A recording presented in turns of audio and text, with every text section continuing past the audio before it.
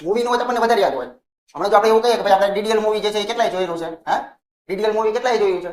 એ movie જે તમે જોયેલું હશે ને તો એ મૂવી ની અંદર આપણે તો મનોરંજન માટે જોયું, પણ સાપેક્ષ ઝડપનો કોન્સેપ્ટ ક્યાં લગાડો તમે, ત્યાં વિચાર કરો તમે.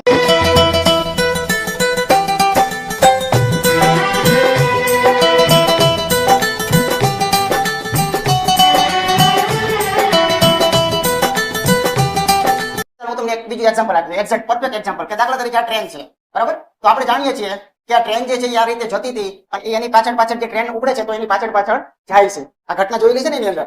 તો ત્યારે તમે અવલોકન કરો, ખાલી નજર કરો કે આ ટ્રેન પણ ચાલે છે અને પેલો જે હીરો જે છે એ પણ આની સાથે સાથે ચાલી રહ્યો છે. પણ એક વસ્તુ ક્લિયર છે કે થોડાક સમય પછી બંને જે છે એ મળે છે. તો એ જે ટ્રેન ચાલે છે, માણસ ચાલે છે, ટ્રેન ચાલે છે, માણસ ચાલે છે, એમ કરતા કરતા પણ એ લોકો મળે છે. બંને પાત્રો ગતિમાં છે છતાંય મળે છે, બરાબર? એનું કારણ શું જોવા મળ્યું? થોડીક ટ્રેન ધીમી હતી અને આની સ્પીડ જે હતી થોડીક વધારે હતી, બરાબર? સાપેક્ષ ઝડપ ક્યાં લાગે? તો કે બે કન્ડિશનમાં લાગે. કાં તો બંને વસ્તુ સામસામે આવતી હોય તો એ બંને ઝડપો જે છે એ એકબીજાને ખરેખર શું કરશે? વાસ્તવિક રીતે મદદ કરશે. સાંભળજો, બરાબર? અહીંયા એમને માનો કે આ જગ્યા પર મળતા હોય તો ઝડપોના શું થાય છે? સરવાળા થાય છે, બરાબર ને? એકની ઝડપ s હોય અને બીજાની s2 હોય તો બંને ઝડપના સરવાળા જે છે એ થાય છે.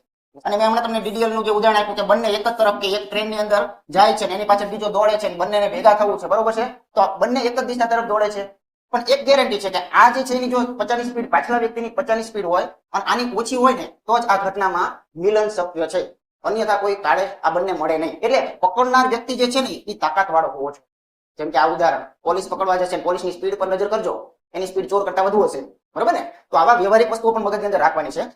બંને એક દિશામાં જાય છે તો ત્યાં 100% શું થશે? બંને ઝડપોની બાદબાકી થશે, બરાબર?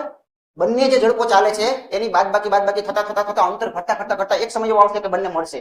તો આવી કન્ડિશનની અંદર હંમેશા એમની સ્પીડ જે છે એની બાદબાકી કરવાની રહેશે. આ પોઈન્ટને પણ ખાસ નજરની અંદર રાખજો.